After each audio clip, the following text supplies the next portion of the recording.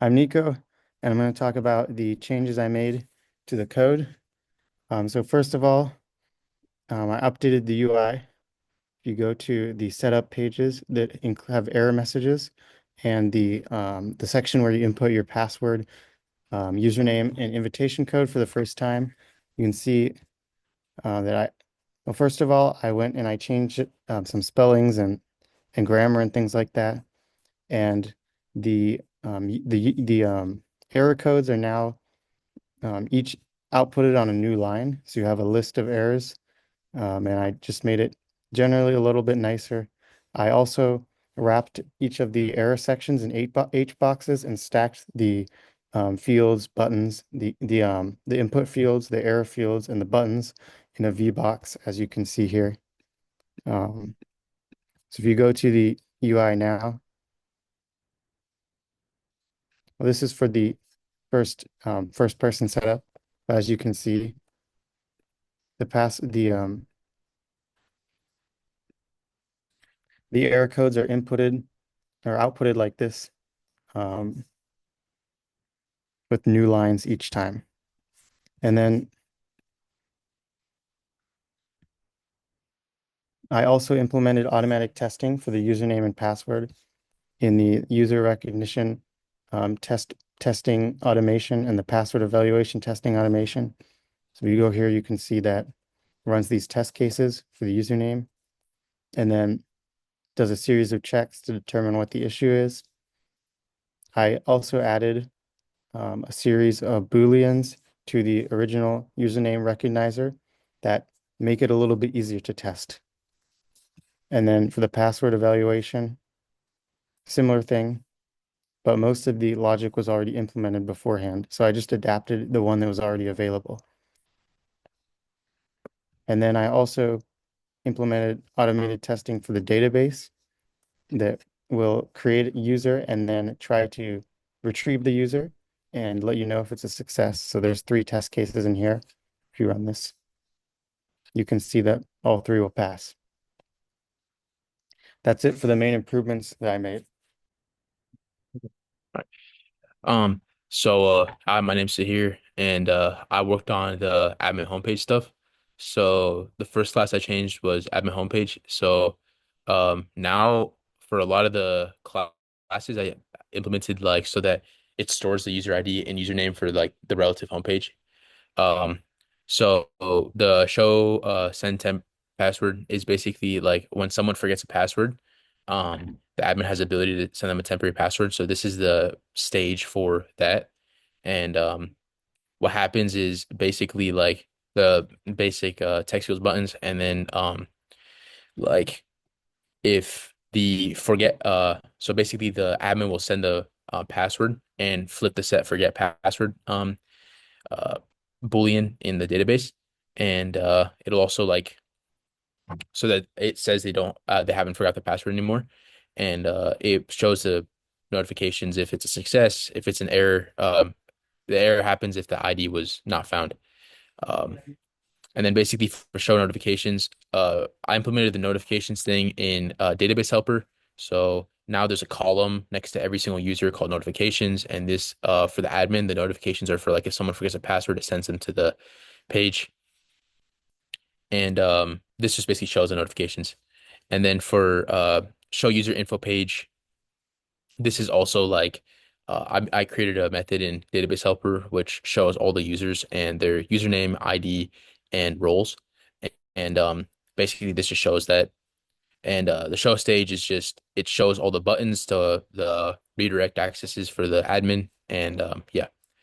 And then basically there's the more specific ones where uh, so there's the modify user role method where uh, I implemented the checkboxes for the different roles.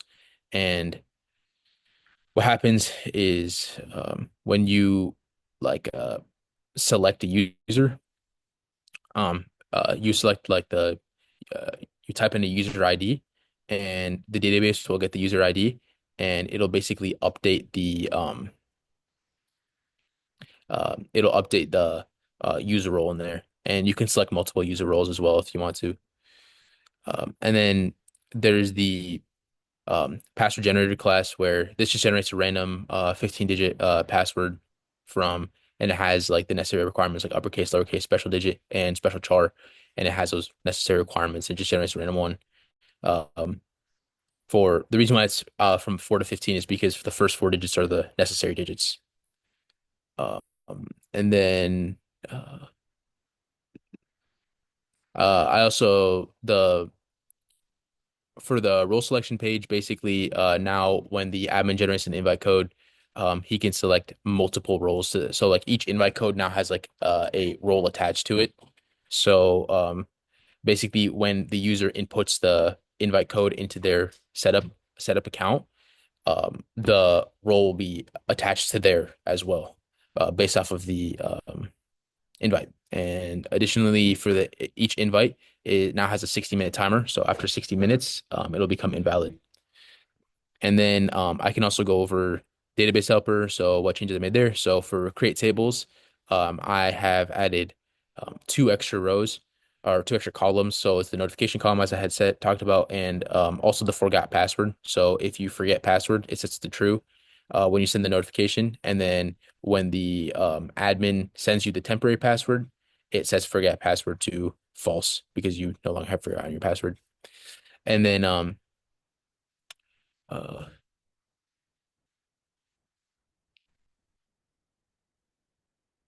and then also I made the display all users, which just displays it. So it basically queries using a SQL command the ID, username, and role from every single user and just prints those.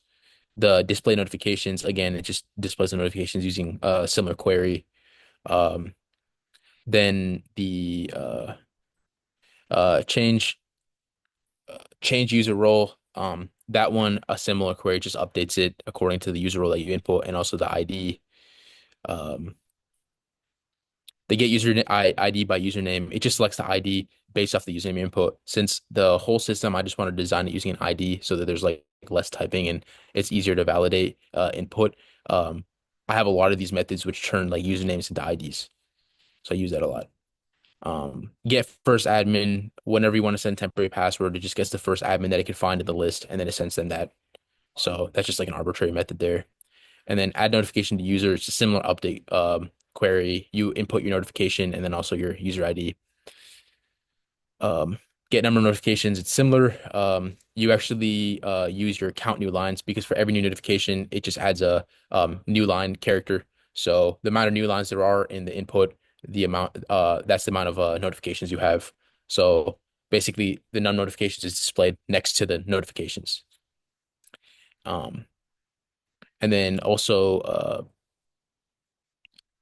yeah, get notifications is very similar again. Set forgot password again, really similar query. Basically, if the it just reverses whatever it is. So like since forget password's a Boolean, if it's true, it sets it to false. If it's false, it's to true. That's a set password. So this is used to for during forget password. You have get forgot password status again, a very similar select query. Then you have get notification, delete notification line. So whenever the admin sends a temporary um like a temporary password, it deletes the notification that the user sent. And it uses similar query. And that's basically all the code that I worked on. But Okay. Hi, my name is Vaibhav. I'll talk about the stuff that I implemented. So I worked on the user cases part of the code. And so initially I'll start off with uh, one of the tasks was if it's the admin's first time logging in, they need to be redirected to their own page and asked to log in again. And hence, first we have admin setup page where if it's the first time for the admin logging in, it um it says over here that there's a security notice once they log in and make their account, and it gives them an alert that they're required to relog in again, and that was one of the required tasks. Secondly, I also worked on um the multi-role selection. If we go to role selection page, we have is it open? Yeah, okay. Um one of the tasks was when the invite code is generated, it needs to be associated with those roles so that when that code is entered and they try and log in or set up their account, those roles show up. And hence, I worked on that for even the database. If I go on this part, um, all right, yeah, get user role by ID. It selects the ID and the user role, and then it stores them in one place so that the database can remember them. Thirdly, I also worked on the user homepage. Let me pull that up. And yeah, this part it checks if they have multiple roles assigned. If there's a comma, then it knows it's a list, and then it shows them the checkbox to decide which role they want to choose. Otherwise, they're just directly taken to the page for their role. Yeah, that's all. That's what I worked on. So hi everyone, I'm Kshitiz, and what I did was I created the logout button class, which creates a logout button that can be used in like uh, any page, and I centralized it in this component and making the code cleaner and more efficient. So moving forward, the class contains a private button instance, which I initialized in the constructor, as you can see here, and then the constructor setup. So from here, the constructor sets up the button, defines it in as a text logout, and assigns a click event handler. Moving on, and when it is clicked, it prints a message to the console and redirects the user to the setup login selection page where they can log in again. And then to move and then to allow other pages to use this button, I provided the get button method, and this lets any page retrieve and display the logout button easily. And then just a sec. Mhm. And then I did this part of the code in the user homepage. So what it basically does is, if your user role is a student, you'll be directed to the student homepage. Likewise for the instructor, staff, and students.